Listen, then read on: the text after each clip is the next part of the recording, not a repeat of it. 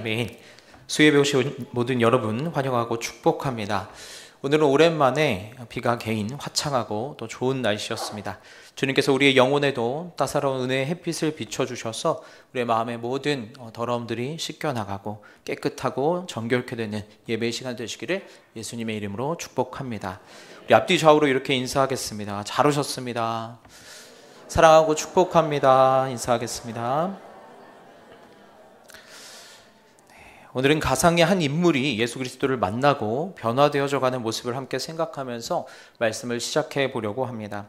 먼저 양해의 말씀을 드리기는 지금 드리는 예화의 인물은 어떤 설교의 이해를 위해서 다소 극화하여 과장한 부분이 있으니 널리 이해해 주시기를 바랍니다. 한 청년이 있었습니다. 20대 초반에 너무나도 사랑하는 남자친구를 만났습니다. 아이를 갖게 되었고 이른 나이에 결혼을 하게 되었습니다. 그런데 그때부터 지옥과 같은 삶이 시작되었습니다. 사랑해서 만난 남자친구는 가정과 아이를 잘 돌볼 마음에 준비가 되어 있지 않았습니다. 생계를 위해 하루 종일 일을 하고 돌아와서도 자기 스스로 아이를 또 돌보아야만 했습니다. 결국 그 결혼 관계는 지속될 수 없었고 얼마 지나지 않아 이혼을 하게 되었습니다. 어린 나이에 한 아이의 엄마이며 첫 번째 결혼에 실패한 이 사람은 자신이 세상 속에서 낙오자가 되었다는 생각을 지울 수가 없었습니다. 그래서 그 고통을 술로 달래기 시작합니다. 번 돈을 다 친구들과 술을 마시는 것으로 탕진하고 어느새 아이는 뒷전이 되어 버렸습니다. 그러던 중 한 전도자의 인도를 받아 교회에 나오게 되었습니다. 우리의 인생의 모든 문제는 우리의 죄 때문입니다. 우리의 죄의 문제를 해결하기 위해서 우리 죄를 대속하신 예수님을 믿으면 됩니다. 예수님을 영접하고 죄사함을 받고 새로운 인생을 살아가십시오 라는 목사님의 말씀이 그녀의 귀에 들려졌습니다. 예수를 믿기로 결단하였고 예수님을 내 마음속의 주인으로 모신다는 영접 기도를 드렸습니다. 전과는 조금 다른 마음속에 무언가 희망을 갖고 집을 향하여 가벼운 발걸음으로 돌아왔습니다. 그런데 집 문을 열고 들어서자마자 아이의 울음소리가 울려 퍼집니다.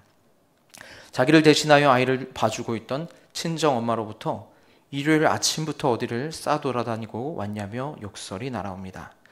마음속에 새로운 희망과 은혜로 채워졌던 그 마음은 어느새 온데간데 없이 사라졌습니다. 혼자서 감당해야 하는 아이라고 하는 무게와 여전히 자신이 살아내야 할 이 치열한 현실들이 다시 떠오릅니다. 자연스럽게 다시 그 고통을 잠시나마 잊게 해줄 술과 친구들이 떠오릅니다.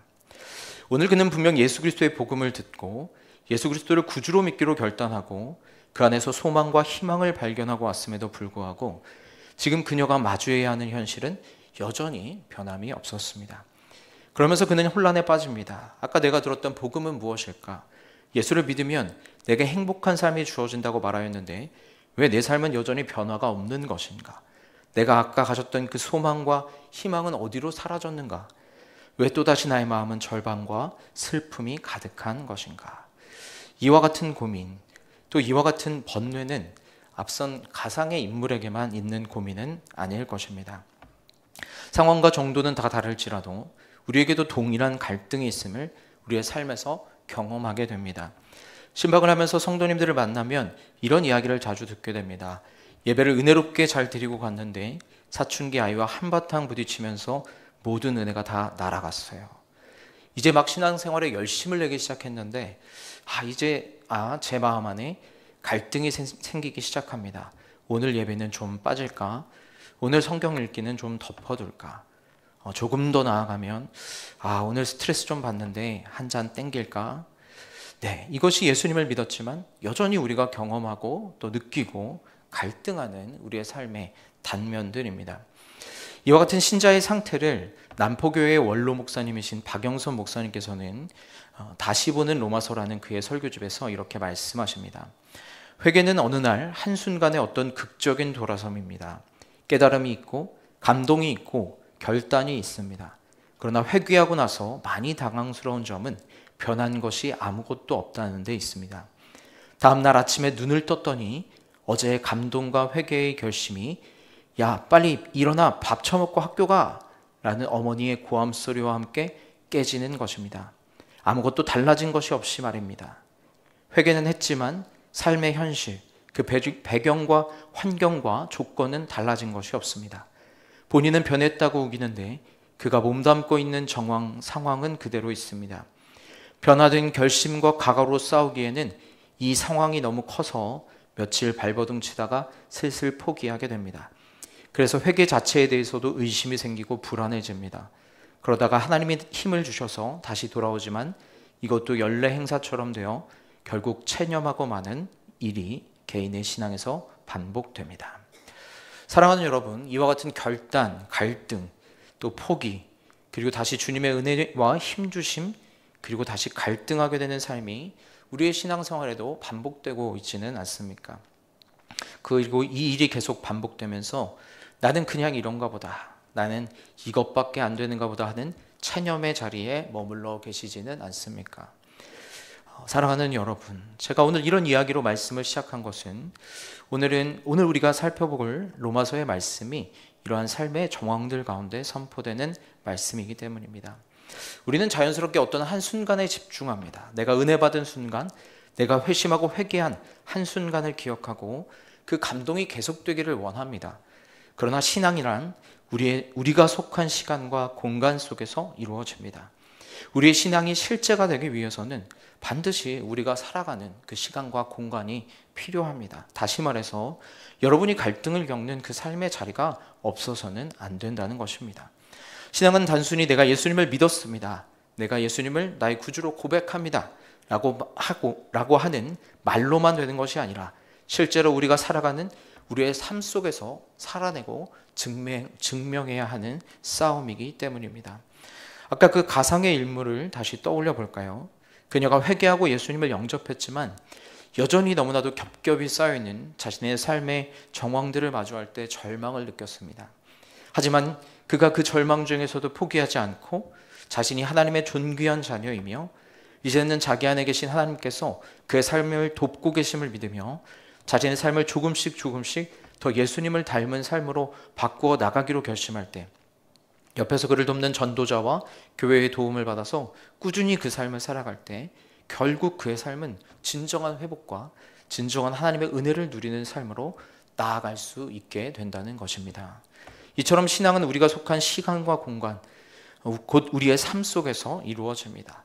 그러므로 사랑하는 여러분, 지금 여러분이 살아가고 있는 삶, 매일 핸드폰만 보고 자전거만 붙잡고 있어서 속이 터지는 이 아이들과 함께 부딪히고 또 지지고 볶는 삶의 그 자리가 우리의 믿음이 자라는 자리인 줄로 믿습니다.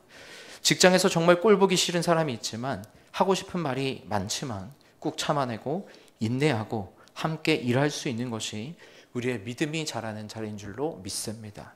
그 속에서 내가 할 수 있는 만큼의 믿음으로 주님을 따르고 살아내는 것이 신앙생활입니다. 혹시 오늘 실패했다고 해도 여전히 나와 함께 하시는 그 주님을 의지해서 다시 일어서는 것이 신앙생활의 기본기인 줄로 믿습니다. 우리가 다 이해할 수 없는 이 삶의 정황들 가운데서도 하나님께서 나와 함께 하신다는 것을 믿고 오늘 할 수 있는 만큼, 오늘 주신 믿음만큼 한 걸음 한 걸음 주 예수와 함께 날마다 걸어가는 것이 신앙인의 삶인 줄로 믿습니다. 하나님께서는 우리의 그러한 삶의 역사 속에서 당신을 나타내시며 우리의 시간 속에서 일하여 주실 것입니다. 그때 우리의 신앙이 하나님과 함께 하나님을 만남으로 한 단계 한 단계 성장하게 될 줄로 믿습니다. 오늘 우리가 함께 볼 말씀은 이러한 배경 속에서 살펴보아야 합니다. 오늘의 본문 로마서 7장 24절에서 바울은 이렇게 말합니다. 오라 나는 곤고한 사람이로다. 이 사망의 몸에서 누가 나를 건져내랴. 그가 이토록 애통하며 탄식하는 이유는 무엇입니까? 22절과 23절의 말씀입니다. 우리 22절과 23절의 말씀 한번 같이 읽어보겠습니다. 시작. 내 속사람으로는 하나님의 법을 즐거워하되 내 지체 속에서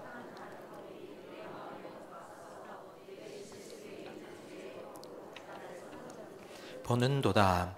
지금 바울은 앞서 우리가 말한 신앙인으로서의 갈등과 고민이 넘어짐과 흔들림이 자신 안에 있다고 고백하고 있습니다. 여기서 내 속사람은 신앙인으로서 구원받은 나, 예수 그리스도를 통해서 얻은 새 생명으로 살아가는 나를 말합니다. 내 속사람은 내 안에 깊은 곳에 하나님이 일깨워주신 양심은 하나님의 법을 즐거워합니다. 하나님의 법을 따르고 싶습니다. 하지만 내 지체 속에 또 다른 한 법이 있다는 것입니다. 내 안에 있는 또 다른 법은 바로 죄의 법입니다. 그 법이 나를 사로잡아서 내가 진정으로 하기 원하는 그 하나님의 뜻을 행하는 것을 하지 못하도록 가로막는다, 방해한다. 그러므로 나는 너무나도 곤고한 사람이다 라고 고백하고 있는 것입니다. 사랑하는 여러분, 이것이 사도 바울의 고백이라는 것이 우리에게 얼마나 위로가 되는지 모릅니다. 극적인 회심을 경험하고 초대교회를 이끌어가는 영적 리더이며 신약의 수많은 서신서를 통하여 구원의 복음을 가르친 탁월한 지성과 영성을 겸비한 사도 바울도 여전히 자기 안에 있는 죄의 법으로 인해 고민하고 탄식하고 고통하는 그의 삶의 자리, 시간들이 있다는 것입니다.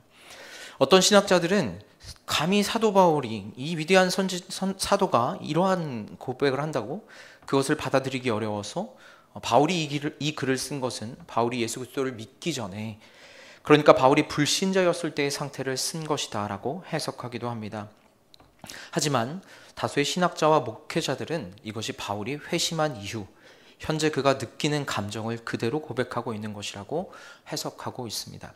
왜냐하면 우리가 오늘 읽은 본문의 모든 내용이 현재 시제로 지금 현재에 고백하고 있는 내용으로 되어 있으며, 또 결정적으로 22절 말씀에서 내 속사람으로는 하나님의 법을 즐거워한다 고백하고 있기 때문입니다.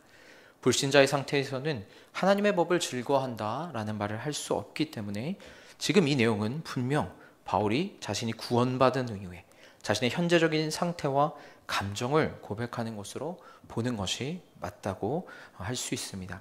그리고 이 사실은 우리의 경험적인 측면에서도 결을 같이 합니다. 저도 이제 나름 신앙생활을 한 지 20년이 조금 넘었는데요. 지금 이 자리에는 사실 30년, 40년, 50년 하신 선배님들이 계시기 때문에 고작 20년 된 제가 감히 이런 말씀을 드리는 것이 송구스럽지만 용서하고 들어주시기 바랍니다. 한 5년, 한 10년 정도 신앙생활 할 때만 해도 그런 생각을 했던 것 같습니다. 시간이 좀 지나면 나아지는 게 있겠지.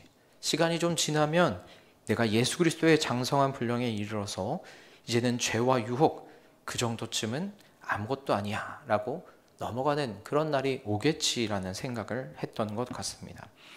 하지만 신앙생활은 그런 게 아니더군요. 15년이 지나고 이제 20년이 조금 넘으니 이제는 이 바울의 고백이 어느 한순간이 아닌 평생 하게 되는 고백임을 깨닫게 되는 것 같습니다.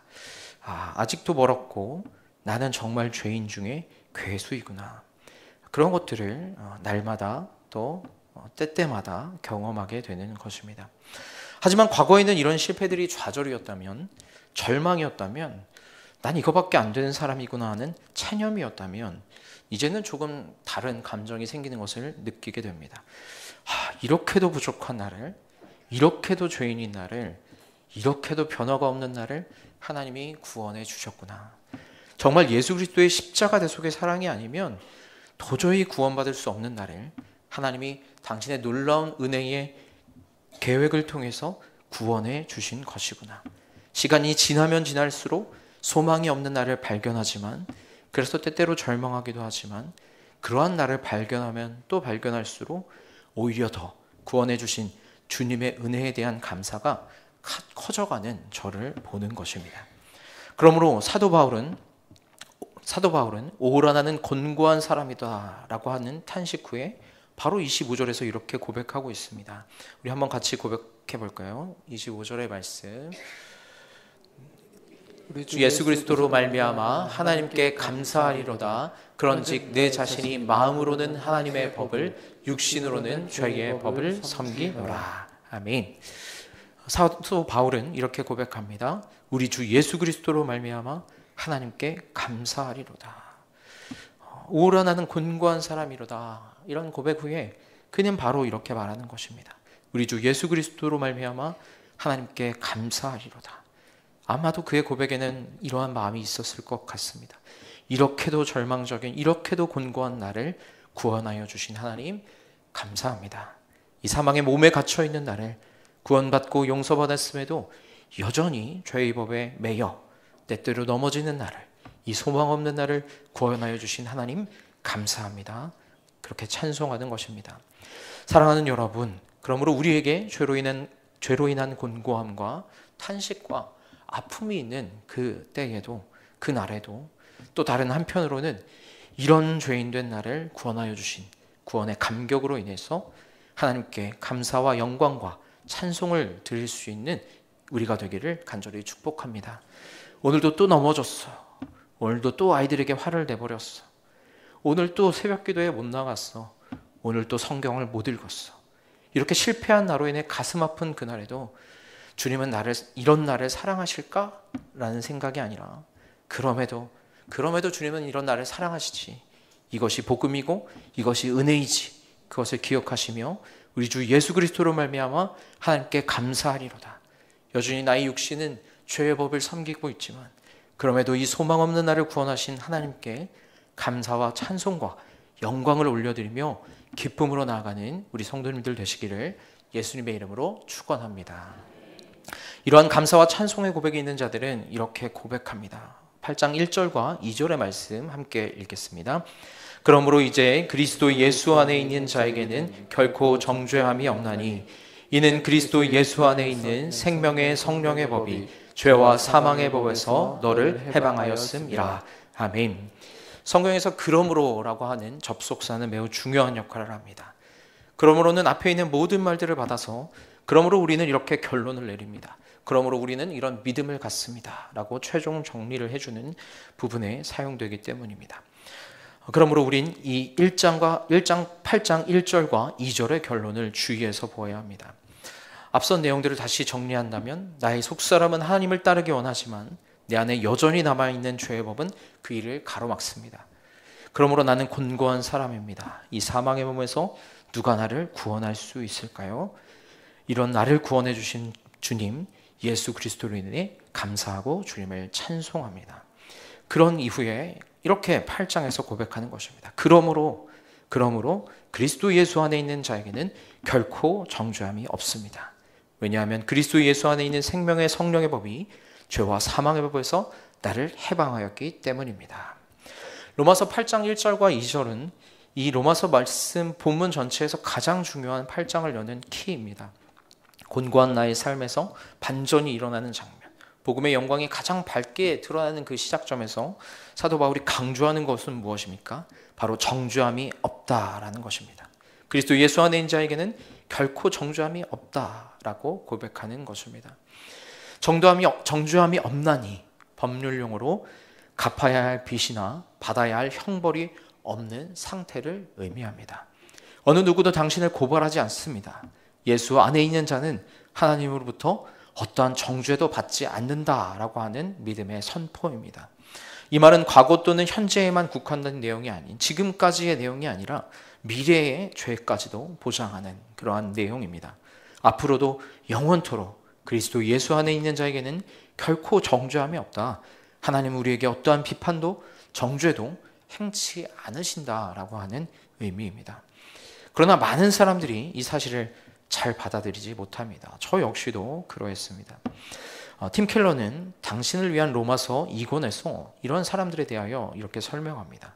죄를 고백하고 선한 삶을 사는 그리스도인은 그 순간 정죄받지 않는다고 많은 사람들이 믿고 있다. 하지만 다시 죄를 지으면 그 죄를 고백하고 회개하기 전까지는 여전히 정죄함 가운데 있다고 믿는다. 다시 말해 만약 그리스도인이 죄를 지으면 다시 정죄를 받아서 그 상태로 죽을 경우 구원받지 못할 수 있다는 것이다. 이것이 옳다면 그리스도인들은 늘 정죄를 받았다가 정죄에서 노연함을 반복할 수밖에 없을 것이다. 사랑하는 여러분, 혹시 이런 모습이 우리의 모습은 아닙니까? 스스로 정죄함을 받았다가 또 내가 좀 잘 사는 것 같으면 정죄에서 벗어나는 늘 무언가 죄책감에 시달리는 그러한 삶을, 그러한 믿음 생활을 하는 그리스도인이시지 않습니까? 우리가 만약 그렇게 살아간다면 신자의 삶은 더 불행하고 더 비참한 삶일 것입니다. 날마다 나의 일거수일투족을 지켜보고 계시는 그분 앞에 평가를 받아야 하는 삶이 되었으니 말입니다. 늘 나 자신의 믿음을 증명해야만 하고 그러지 못한 때는 죄책감으로 인해 모든 기쁨과 확신이 사라지게 될 것이니 말입니다. 사도 바울은 지금 그러한 일을 방지하고자 말하고 있는 것입니다. 그리스도 예수 안에 있는 자에게는 결코 정죄함이 없습니다. 말 그대로 우리에게는 더 이상 정죄함이 존재하지 않는다. 우리가 그리스도 예수 안에 있는 순간 우리는 완전히 해방되었고 이제 우리는 주님께 기쁘게 받아들여질 뿐이다 라고 말씀하고 있는 것입니다. 마틴 로이드 존스 목사님은 이 부분을 이렇게 포괄하여 또 설명하고 있습니다. 믿지 않는 사람이 죄를 짓는 것과 믿는 사람이 죄를 짓는 것의 차이는 국법을 어긴 사람과 아내와의 관계에서 해서는 안 되는 일을 한 사람의 차이와 같다. 믿는 사람이 죄를 짓는 것은 마치 법을 어기지는 않았지만 아내의 마음에 상처를 준 것과 같다. 이것이 다른 점이다. 즉 법이 아니라 사랑과 관계의 문제이다. 이 경우 잘못을 했어도 법적으로 더 이상 남편이 아닌 것은 아니다. 따라서 부끄러울 수 있고 부끄러워해야지만 정죄함을 받아서는 안 된다. 사랑하는 여러분, 그리스도 예수 안에 있는 우리는 하나님의 자녀가 되었습니다. 그러므로 이제 그리스도 예수 안에 있는 우리에게 더 이상 정죄함은 없는 줄로 믿습니다. 아버지와 자녀와의 관계에서 자녀가 잘못하였을 때 그것이 둘 간의 믿음과 신뢰의 관계에 손상을 줄 수는 있지만 아버지가 아이를 향하여서 넌 죄인이야, 넌 실패자야 라고 비난하거나 책임을 묻지 않음과 같이 주님께서도 우리를 그렇게 대하시지 않는다는 것을 믿음으로 정죄함을 그 마음을 갖지 않는 여러분 되시기를 간절히 축복합니다. 물론 주님께서는 자녀가 바른 길에 서게 하기 위하여 때때로 징계를 주실 수도 있습니다. 하지만 그것은 정말 사랑의 매와 같은 가르침이지 그것을 정죄함으로 오해해서는 안 될 것입니다. 우리는 이제 하나님의 사랑받는 자녀입니다. 그런 우리에겐 더 이상 정죄함이 없는 줄 믿습니다. 이 사실을 분명하고 온전히 믿음으로 주님 안에서 자유와 해방감을 누리며 살아가는 성도님들이 되시기를 예수님의 이름으로 축원합니다. 그렇다면 이제 우리가 마지막으로 살펴볼 내용은 어떻게 참으로 그리스도인다운 삶을 살아갈 것인가입니다. 곤고한 우리의 삶을 구원하신 하나님께 감사하며 더 이상 정죄함을 받지 아니하는 하나님의 자녀된 신분도 깨달았습니다. 그럼에도 아직도 우리에게는 남은 숙제가 있습니다. 어떻게 하면 죄를 이기고 이 땅에서 진정으로 주님이 원하시는 거룩한 삶을 살아갈 수 있을까요? 하나님이 주시는 생명과 평안을 온전히 누리는 삶을 살아갈 수 있을까요? 첫 번째, 영의 일을 생각해야 합니다. 본문 5절은 말씀합니다. 육신을 따르는 자는 육신의 일을, 영을 따르는 자는 영의 일을 생각하나니. 영을 따르는 삶을 살기 위해서는 영의 일을 생각해야 합니다. 여기서 생각한다라는 것은 의도적으로 무엇에 집중하고 몰두하는 것을 의미합니다. 어떤 것에 완전히 사로잡혀서 나의 주의를 기울이는 것을 말합니다. 육신의 일을 생각하는 자는 육신을 따르게 됩니다. 육신의 일을 생각한다는 것은 무엇입니까? 모든 악한 행동을 유발시키는 부패한 삶의 원리를 따르는 것입니다. 골로새서 말씀에 따르면 위의 것이 아닌 땅의 것에 마음을 두고 살아가는 것입니다. 세상에 속한 것들을 사랑하는 생각이 그의 마음을 완전히 지배하고 있는 것, 그것이 육신의 생각이고 그 육신의 생각을 하는 자는 육신을 따를 수밖에 없습니다. 창세기 6장에서 홍수 심판을 받은 자들의 상태를 이렇게 말합니다. 그 마음의 생각의 모든 계획이 항상 악할 뿐임을 보시고 거듭나지 못한 자들은 또는 거듭났음에도 불구하고 마음의 주된 성향이 육신적인 생각에 머물러 있는 자들은 이렇게 마음의 생각의 모든 계획이 항상 악한 것이기 때문에 악한 행동을 할 수밖에 없는 것입니다. 우리가 매일 세상적인 문화와 가치관이 가득한 TV 프로에만 마음을 쏟고 살아간다면, 세상적인 욕심과 정욕에 물든 사람들과만 교제하고 소통한다면, 그렇게 살아가는 사람은 육신적인 생각, 땅에 속한 것에 대한 욕심만이 더해질 수밖에 없으며 결국 그것을 따를 수밖에 없는 것입니다. 그렇다면 영으로 생각한다, 영의 생각으로 산다는 것은 무엇입니까? 영적인 일들을 생각하고 그 영적인 일들의 애착을 가지고 참여하는 것입니다. 영적인 일들에서 진정한 기쁨과 신앙생활의 맛과 행복을 느끼며 그곳에서 지속적으로 만족을 찾으려는 마음을 갖는 것입니다. 매일 예배에 나오고 매일 말씀을 묵상하고 매일 깊은 기도의 자리에 나아가서 하나님 앞에 자신의 마음을 돌보고 살피고 회개합니다. 매일 아침 찬양을 듣는 것도 좋은 습관일 것입니다. 그렇게 주님을 가까이 하는 삶, 영적인 생각들을 가득히 하는 사람의 삶은 자연스럽게 영의 생각으로 가득 차게 되고 영의 생각에 집중하게 됩니다. 영의 일을 생각하는 자, 이러한 영적인 사고 방식을 가진 자는 자연스럽게 영을 따르는 삶을 살게 될 줄로 믿습니다. 둘째, 육신의 생각과 영의 생각의 결말을 기억해야 합니다. 본문 6절은 말씀합니다. 육신의 생각은 사망이요 영의 생각은 생명과 평안이니라. 육신의 생각은 사망입니다. 사망은 하나님과의 관계가 끊어지는 영적인 사망, 영적인 죽음의 상태를 말하며 그러한 삶을 지속적으로 살아가는 자는 결국 하나님의 형벌을 받을 수밖에 없는 영원한 사망의 길로 갈 수밖에 없습니다. 이것이 육신의 생각의 결과인 사망입니다. 반면 영의 생각은 생명과 평안입니다. 영의 생각은 우리에게 참 생명을 줍니다. 참 생명은 삶의 만족과 기쁨이 흘러 넘쳐서 내게 주어진 어떤 그 목숨, 내게 주어진 그 생명이라고 하는 아주 기본적인 그 생명이라고 하는 그 삶보다 더 풍성한 생명을, 더 풍성한 삶을 살아가는 그러한 상태를 의미합니다. 우리 교회의 모토인 생명을 얻게 하고 더 풍성히 하는 생명, 그것이 바로 이 영의 생각으로부터 주어지는 것입니다. 우리가 살아가는 하루하루가 생명력 없는 삶이라면 어떨까요? 죄의 종이 되어서 날마다 갈등하고 의와 거룩함을 쫓아 살지 못하고 악에 매여져 있는 삶이라면 그 삶을 생명력 있는 삶, 살고 싶은 삶, 내일 또 살아보고 싶은 그러한 삶이라고 말할 수 있겠습니까? 그런데 영의 생각을 가진 사람은 예수님께서 우리에게 주신 새 생명의 삶을 누릴 수 있는 참 생명을 허락하여 주시는 줄로 믿습니다. 이 생명은 기쁨에 찬, 기운찬 생명입니다. 우리의 삶을 진정으로 살아갈 가치가 있게 만들어주는 생명입니다. 여러분, 이 생명력 있는 삶을 모두가 누리며 살고 싶지 않으십니까? 그렇다면 우리는 영의 생각을 하는 사람이 되어야 할 줄로 믿습니다. 다음으로 영의 생각은 평안을 줍니다. 영의 생각은 우리 안에 불결하고 방탕하고 음란한 생각들을 물리쳐냄으로써 평안을 줍니다. 성도의 마음 안에 불결하고 불의하고 방탕한 마음이 요동치면 절대 평안함을 누릴 수가 없습니다. 영의 생각은 그러한 불의한 마음들을 몰아내는 역할을 합니다.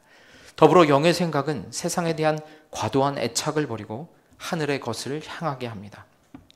세상을 향한 사랑과 세상의 것들에 대한 욕심과 그로 인한 비교와 질투로부터 마음을 멀어지게 함으로써 우리 안에 평안을 허락하여 주시는 것입니다.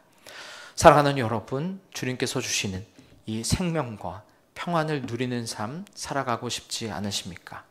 육의 생각이 아닌 영의 생각을 하는 여러분 되기를 간절히 축복합니다. 영의 생각을 하는 자들에게는 생명과 평안이 마르지 않는 샘이 열려 있는 줄로 믿습니다.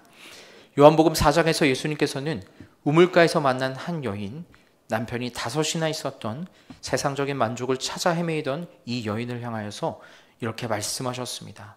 내가 주는 물을 마시는 자는 영원히 목마르지 아니하리니 내가 주는 물은 그 속에서 영생하도록 솟아나는 샘물이 되리라.